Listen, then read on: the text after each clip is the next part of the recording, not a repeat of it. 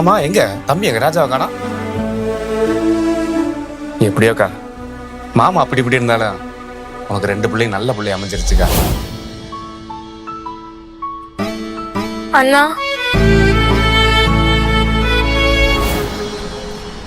Bus ஏற போறேன்னு சொல்றேன்லம்மா. ஒண்ணு இல்லம்மா, ஒண்ணு இல்ல. சாமி, பாப்பாவுக்கு கொஞ்ச நாளா நடக்கிறது எதுவுமே நல்லதாவே இல்லை. சாமிக்கு ஏதாவது வேண்டுதல் நிறைவேற்றாம வச்சிருக்கீங்களா? ஆமா சாமி. நீ என்னம்மா பேசிட்டு இருக்க? ஆல்ரெடி அண்ணன் 12 மணி நேரம் நின்னு முட்டி வலியோட இருக்காரு. இதுல எப்படி அந்த பரிகாரம் பண்ண முடியும்?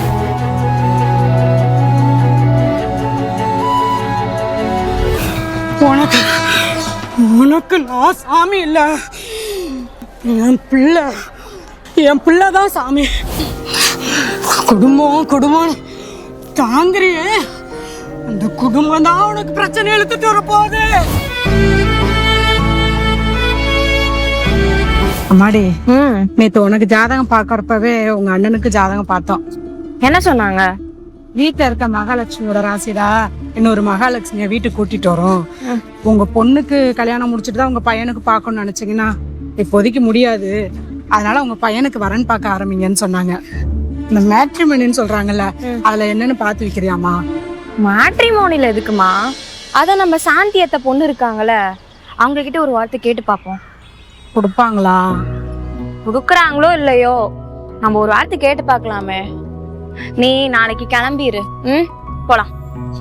சரி, நாளைக்கு போலாம். அது ஒண்ணும் இல்ல சாந்தி, நம்ம ராஜாவுக்கு இந்த வருஷமே கல்யாணம் பண்ணி ஆகணும்.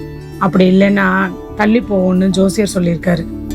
ரொம்ப சந்தோஷம். நீ நம்ம ராஜாவுக்கு என்ன தங்கமான பையன். சின்ன வயசுல இருந்து அவன் பட்ட கஷ்டத்துக்கு ஏதோ இப்பதான் நல்லது நடக்குது. பொண்ணு யாரு நீ? நம்ம வீட்டுல பொண்ணு இருக்கும்போது நான் இதுக்கு வெளியில தேடுறேன். அதான் மொத ஆளா அங்க வந்துட்டேன். அப்படியா அண்ணி? என் பொண்ணு பிஎஸ்சி கம்ப்யூட்டர் சயின்ஸ் முடிச்சிருக்கா. இன்னும் 2 மாசத்துல எம்எஸ்சி ஜாயின் பண்ண போறா. நம்ம ராஜா தம்பி என்ன நீ படிச்சிருக்காரு? அவன் 12வது படிக்கும் போதே வேலைக்கு போக ஆரம்பிச்சிட்டான். சரி, அதை விடுங்க. ஏன் நீ இப்ப தம்பி பாக்குற வேலைக்கு ஒரு 15,000 ரூபாய் சம்பளம் வரும்ல? ஆமா. ஏன் நீ இதை வச்சு குடும்பத்தை நடத்த முடியும் நீங்க நினைக்கிறீங்களா? ஏதோ ஷாலினி சம்பளம் வர்றதுனால சமாளிக்கிறீங்க. அவளும் நாளைக்கு கல்யாணம் பண்ணி போயிட்டா அப்புறம் என் பிள்ளைய வேலைக்கு அனுப்புவீங்களா? என் பொண்ணுக்கு இப்ப 21 வயசு ஆகுது. நம்ம தம்பிக்கு ஒரு 35 வயசு இருக்கும்ல? நீங்களே சொல்லுங்க. நீ நம்ம ஷாலினிக்கு இப்படி ஒரு மாப்பிள்ளைய நீங்க கல்யாணம் பண்ணி வைப்பீங்களா? ஏமா ஷாலு, அம்மா தான் வயசானவங்க, அவங்களுக்கு ஒன்றும் புரியாது தெரியாது. நீ நல்லா படிச்சு விவரமான பொண்ணு தானே. இதெல்லாம் முன்னாடியே அவங்களுக்கு சொல்லி புரிய வச்சிருந்தா இங்க வந்திருக்க வேண்டாம்லம்மா. தப்புதான், மன்னிச்சிருங்க. அப்புறம் என் சம்பளத்துல தான் எங்க அண்ணா எடுத்துக்கிட்டான்னு சொன்னீங்க. ஆனா அது இல்ல, என் சம்பளத்துல இருந்து எங்க அண்ணா 1 ரூபாய் கூட இது வரைக்கும் எடுத்தது கிடையாது. நீங்க நினைச்சிட்டு இருக்கீங்களே 30,000 40,000 இருந்தாதான் குடும்பத்தை நடத்த முடியும்னு. ஆனா அதுதான் இல்ல. 30,000 40,000 சம்பாதிக்கிறவங்களாம் போனு, பைக்கு, லோன் ஆப், அது இதுன்னு இஎம்ஐ கட்டிட்டு இருக்காங்க. எல்லாம் கட்டினதுக்கு அப்புறம் வீட்டுக்குன்னு கொடுக்குற காசு பார்த்தா ஒரு 15,000 கூட இருக்காது. ஏன், அதுக்கு கம்மியா தான் இருக்கும். நம்மலாம் நிறைய சம்பாரிச்சுட்டு இருக்கோம் நினைச்சு லோன் ஆப்புக்கும் இஎம்ஐ காரனுக்கு தான் கடனை கட்டிட்டு இருக்கோம். ஆனா எங்கன்னா அப்படி இல்ல, எங்க வீட்டுக்கு மட்டும் தான் சம்பாரிச்சு கொடுத்துட்டு இருக்காரு. இது வரைக்கும் 1 ரூபாய் கூட வீணா எங்க அண்ணா செலவு பண்ணது கிடையாது. 15,000 ரூபாய் இல்லத்த, 10,000 இருந்தாலும் எங்க குடும்பத்தை எங்க அண்ணா சூப்பரா நடத்தி வைப்பாங்க. எங்களுக்குன்னு எந்த குறையும் வைக்கிறது இல்ல. முதல்ல சம்பாதிக்கிறதும் குடும்பம் நடத்துறதும் வேற வேறன்னு உங்க பொண்ணுக்கு சொல்லி கொடுங்க. அதுக்கப்புறம் எம்எஸ்சி படிக்க வைக்கலாம். மாமா,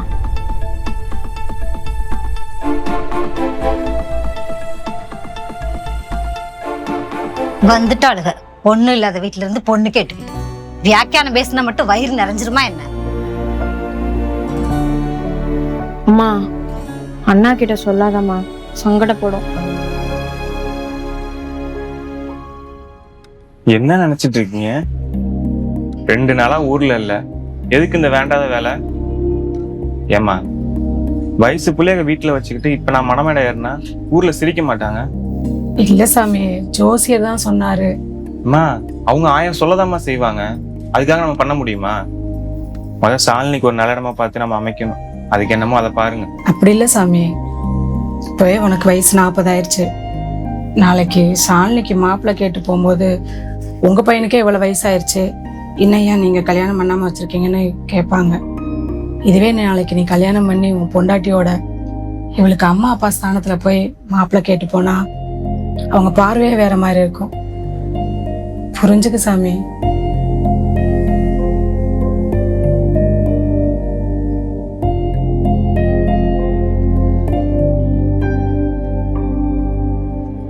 சரிம்மா பார். அண்ணி உள்ள வரலாங்களா? அத்தை வாங்க அத்தை. என்ன கேள்வி இது? வாங்க. மாமா, வாங்க உட்காருங்க. காஃபி போட்டாங்க. ஏன் நீ வீட்டுக்கு என்ன பார்க்க வந்தப்போ உங்களை கேவலமா திட்டி அசிங்கப்படுத்தி அனுப்புனேன். ஆனா அது ஒண்ணு கூட நடக்காத மாதிரி இப்ப நான் வரும்போது சந்தோஷமா என்ன எல்லாரும் வர வைக்கிறீங்க. என்ன மன்னிச்சிருங்க நீ. நீங்க பிள்ளைங்கள ரொம்ப நல்லா வளர்த்திருக்கீங்க. இல்ல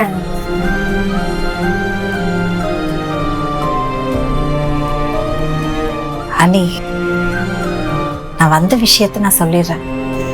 நான் நல்லா யோசிச்சு பார்த்தேன். என் பிள்ளைக்கு இந்த உலகத்துல எங்க வரம் பார்த்தாலும் இந்த குடும்பம் மாதிரி நல்ல குடும்பம் அமையாது நீ. அதனால நம்ம தம்பிக்கு பொண்ணை கொடுக்கறதுல எனக்கு சந்தோஷம் தான் நீ. இப்போ நீங்க உங்க முடிவை நீங்களே சொல்லுங்க. வேணாத்த, வீட்டுக்கு வந்தப்போ அப்படி பேசி அனுப்பியிருக்கீங்க, இப்போ வந்து தரேன்றீங்க. நாளைக்கே காசு பணம் எல்லா இடத்துல கொடுக்குறோன்னு தோணும். வேணாத்த. இல்லையா, இப்படிலாம் பேசாத. நாங்க வீடு தேடி வந்து பேசும்போதே உனக்கு தெரியலையா காசு பணத்தை பார்த்து வரலன்னு? சொல்லுங்க நீ. சாமி வீடு தேடி வந்திருக்காங்கயா? சரிங்க அக்கா.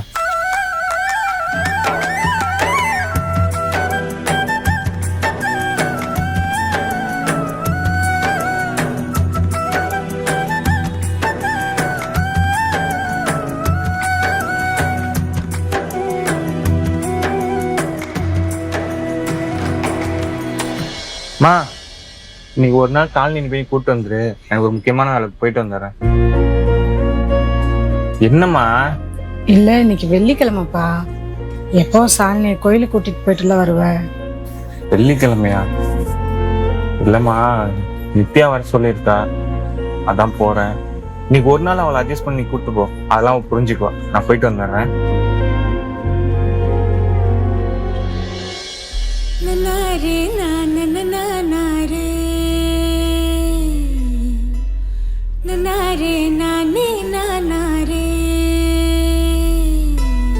கவிதையவா ஏண்டி நீ வாழும் காகிதமா வேண்டி, ஓவியமா வாடி உன்னோட தூரிகை நான் தாண்டி. அன்பே நீ கனவா கற்பனையா, பெண்ணே நீ பிறையா பொற்சிலையா.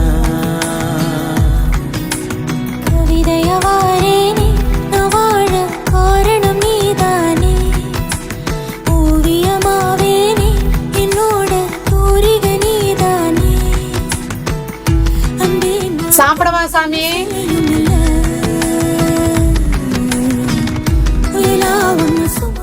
நேரம் ஆயிடுச்சு கண்ணே, வாயா.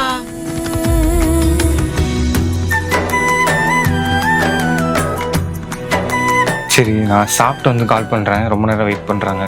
சரி, போயிட்டு வாங்க.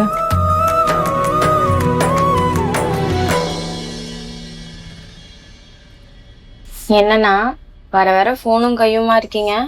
இப்பவே எல்லாம் பேசி முடிச்சுட்டா கல்யாணத்துக்கு அப்புறம் என்னதான் பேசுவீங்க? நான் எதுவும் பேசல, அவன் பேசுறத கேட்டுட்டு இருந்தேன். ஆனா கேட்கறதும் நல்லாதான் இருக்கு.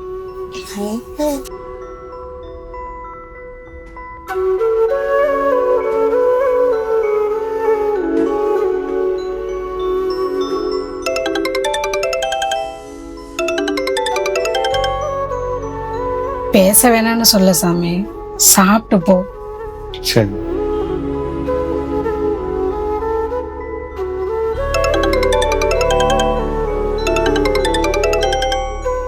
சொல்லிட்டு வந்துடுறேம்மா.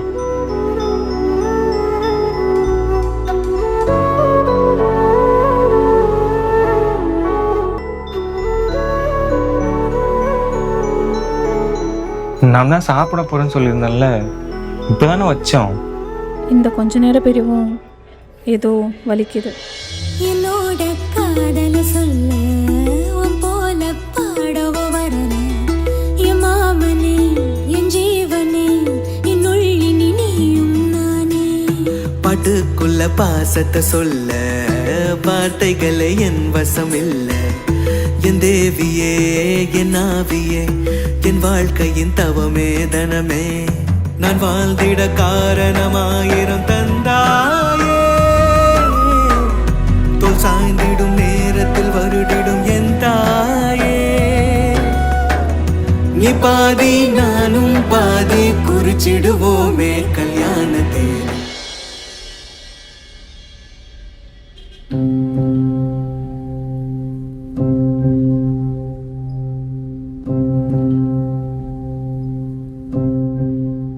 என்னம்மா, நான் வரலன்னா சாப்பிட வேண்டியதானே? நீ தனியா சாப்பிட மாட்டேல்ல சாமி, சாப்பிடியா?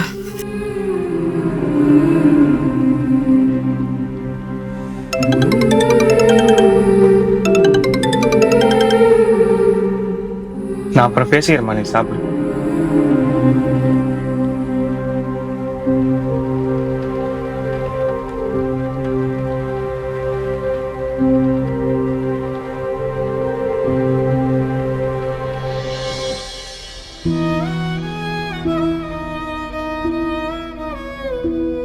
அண்ணா காஃபி கொண்டு வரேன்.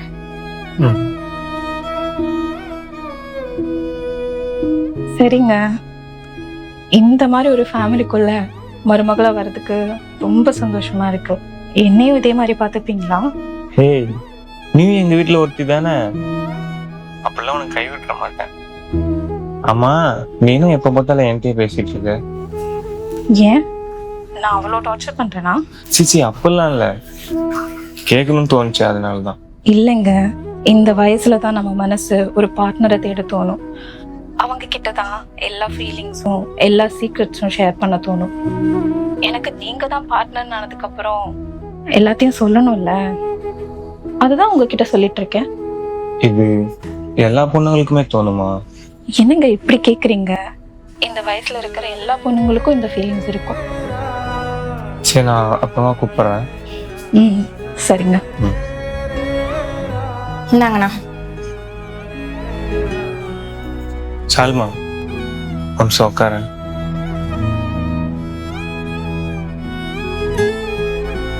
அண்ணா உங்ககிட்ட ஒன்று கேட்பேன், நீ கோச்ச கூடாது. என்னண்ணா இப்படி கேக்குறீங்க? நான் என்ன தப்பா எடுத்துக்க போறேன்? நீங்க கேளுங்க.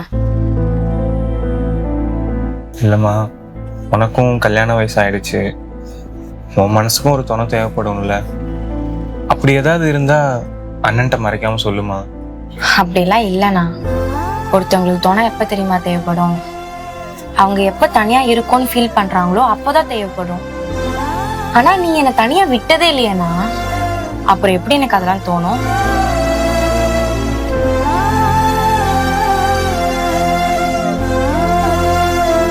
என்னாச்சுண்ணா?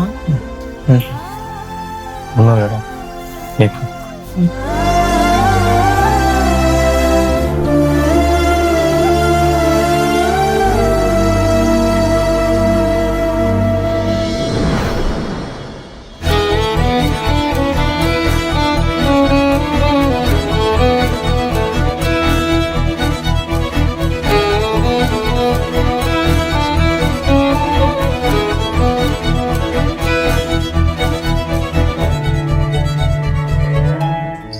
இங்க பாருடி, அம்மா உனக்கு கல்யாணம் பண்ணி வச்சுட்டேன்.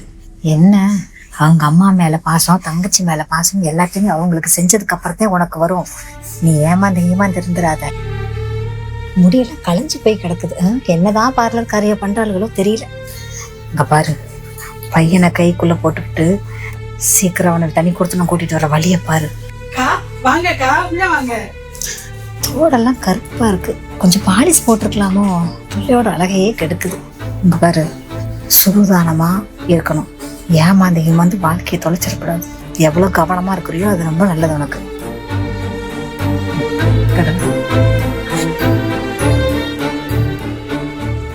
முதல்ல சீக்கிரம் கல்யாணம் பண்ணி இவ்வளவு வீட்டை விட்டு துரத்துற வழியை பாரு.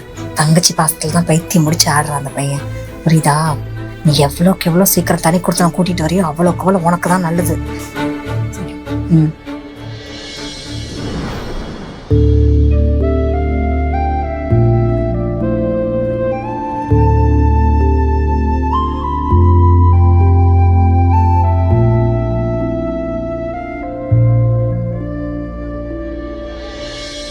அம்மாடி, டீல இஞ்சி கொஞ்சம் தட்டி போட்டேன்னா நல்லா இருக்குமா?